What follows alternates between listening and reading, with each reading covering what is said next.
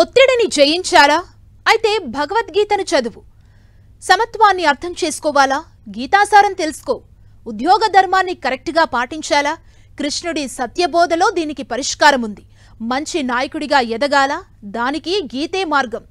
ఆరోగ్యదాయకమైన భక్తి, ధ్యాన మార్గం తెలుసుకోవాలా?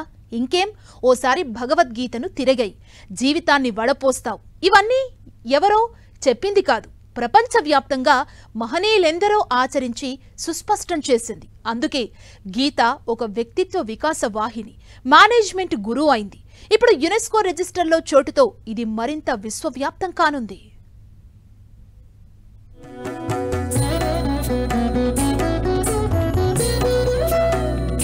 భగవద్గీతకు యునెస్కో గుర్తింపు. ఇంతకీ భగవద్గీతాలు 700 శ్లోకాలు. ప్రతి శ్లోకం ఒక ఆధ్యాత్మిక రత్నం. ఆధునిక సమాజానికి కూడా ఉపయోగపడే ధర్మం, కర్మ, జ్ఞానం, భక్తి, సమత్వాన్ని బోధించే ఎన్నో శ్లోకాలు గీతలో ఉన్నాయి. ఓ రకంగా భగవద్గీత ఎన్నో మేనేజ్మెంట్ పాఠాలను ఈ సమాజానికి చెబుతుంది. కర్మయోగంలో నిష్కామ కర్మ గురించి గీత చెబుతుంది. కర్మను ఆచరించడమే కాని దాని ఫలాన్ని ఆశించే అధికారం నీకు లేదు అంటుంది ఓ శ్లోకం. ఆధునిక జీవితాల్లో ఒత్తిడి, ఫలాపేక్ష అనే చట్రంలో ఇరుక్కున్న వారికి ఇది టానిక్లా పనిచేస్తుందని చెప్పొచ్చు. సమత్వం, యోగ స్థితితో తామరాకుపైన నీటిబొట్టులా ఉండాలని గీతలో ఒక శ్లోకం సారాంశం.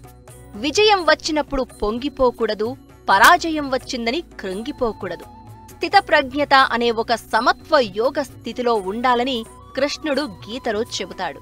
దీనివల్ల ఆందోళనలు దూరమై ప్రతి అంశాన్ని ఒకే రకంగా చూడడం అలవడుతుంది. నీ ధర్మాన్ని నువ్వు నిర్వర్తించు, నీ పనిని నువ్వు కరెక్ట్గా చెయ్యనే గొప్ప తత్వం ఒక శ్లోకానిది. వేరే వాళ్ళేం చేస్తున్నారనేది కాదు, నువ్వేం చేస్తున్నావో దాన్ని పర్ఫెక్ట్గా చెయ్యి. అప్పుడు లక్ష్యాన్ని ఈజీగా చేరుకోవచ్చని గీత ఒక పాఠం చెబుతుంది. నీతితో కర్మను అనుసరించేవాడిని సమాజం కూడా ఫాలో అవుతుందని ఒక శ్లోకం వివరిస్తుంది. అలా నీతి కర్మను అనుసరించేవాడు నాయకుడవుతాడు అంటుంది. మనిషి మహనీయుడైతే ఆ గొప్ప వ్యక్తులు ఆచరించేవి ప్రామాణికం అవుతాయనేది శ్లోక సారాంశం. ఇది నేటితరం రాజకీయ నాయకులంతా అనుసరిస్తే కుట్రలు, కుతంత్రాలు, అవినీతి, బంధుప్రీతికి చోటుండదు. అన్ని ధర్మాలను విడిచిపెట్టి నాకు నువ్వే గతి అని భగవంతుడిని వేడుకోవడం భక్తి యోగంలో విశిష్టత. శరణాగతి అంటారే, అది అన్ని పాపాల నుంచి విముక్తి కలిగిస్తుందని భావం. రాజయోగం, యోగ సాధన అనే క్రియల్ని ధ్యానం, యోగాలుగా ఈ సమాజం ఎప్పట్నుంచో అనుసరిస్తూనే ఉంది. మనస్సు, బుద్ధి, కోరికల్ని నియంత్రించుకుంటూ సాధన చేయడం ద్వారా అటు ఆరోగ్యం, మానసిక ప్రశాంతత అన్నీ సమకూరుతాయని ధ్యాన, భక్తి యోగాలు రుజువు చేశాయి.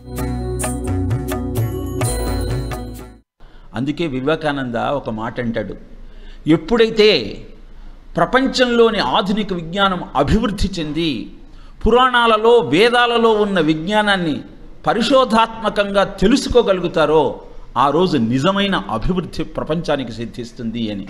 ఇలా సమస్యలన్నింటినీ భారతంలో ప్రస్తావించి దాని పరిష్కారాలన్నింటినీ భగవద్గీతలో 700 శ్లోకాలలో నిక్షిప్తం చేశాడు. కనుక ఆచరించి మరి మనకు చూపించినటువంటి సత్యమే భగవద్గీత జ్ఞానం. ఇవి కేవలం కొన్ని శ్లోకాల సారం మాత్రమే. భగవద్గీతలో ఇలాంటి శ్లోకాలు 700 వరకు ఉన్నాయి. ఒక్కోటి మనిషి జీవితంలో ఏదో ఒక సందర్భాన్ని ప్రతిబింబిస్తూ సమస్యకు పరిష్కార మార్గం చూపేది. అందుకే గీత మనిషి రాతను మారుస్తుందని అంటారు. ఇప్పుడు కాదు, ఎన్నో ఏళ్లకు ముందే గీతను పలు దేశాలు తమ తమ భాషల్లోకి అనువదించుకుని అనుసరించాయి. ప్రతి దేశంలోనూ గీత వ్యక్తిత్వ వికాస, ఆధ్యాత్మిక, కర్మనిష్ట, వ్యాపార, వాణిజ్య, రాజకీయ రంగాల్లో పురోగతిని సాధించే చైతన్య గీతికగా చెబుతూ ఆచరిస్తున్నారు. UNESCO memory of the world register 1992లో స్థాపించారు. ప్రపంచవ్యాప్తంగా అసాధారణ విలువ కలిగిన డాక్యుమెంటరీ వారసత్వాన్ని గుర్తించి సంరక్షించడం దీని ఉద్దేశం. ఇప్పటి వరకు 74 కొత్త ఎంట్రీలను ఈ రిజిస్టర్లో చేర్పించింది యునెస్కో. ఇప్పుడు UNESCO memory of the world రిజిస్టర్లో భగవద్గీతకు చోటు దక్కడం భారతదేశ ఆధ్యాత్మిక తాత్విక వారసత్వానికి అంతర్జాతీయ స్థాయిలో లభించిన గౌరవం. ఈ గుర్తింపు దేశ ఔన్నత్యాన్ని మరో మెట్టు పెంచేందుకు గీత ఉపయోగపడింది. భగవద్గీత ఇక్కడ కాపాడబడకపోతే ఏ దేశంలో కాపాడుతుంది? ఇక్కడ పుట్టిన భగవద్గీతని ఇక్కడ చదవకపోతే ఏ దేశంలో చదువుతారు? మిగతా ప్రపంచం అంతా భగవద్గీత మీద అధ్యయనం చేస్తున్నప్పుడు మనం ఏమిటి ఇంకా సెక్యులర్ పేరుతో వాడు ఫీల్ అవుతాడు, వీడు ఫీల్ అవుతాడు. కర్తవ్యం ఆచరించడం ఎలాగో తెలియక ఫీల్ అవుతున్న అర్జునుడికి కృష్ణుడు పోసిన తలంటి భగవద్గీత భవిష్యత్తు తరాలకు కృష్ణ సారాన్ని విశ్వవ్యాప్తం చేసే దిశగా మరో ముందడుగు పడింది. ఇది భారతీయ నాగరికత చారిత్రక వైభవానికి, మన జ్ఞాన సంపదకు అందిన గొప్ప గౌరవంగా పండితులు చెబుతున్నారు.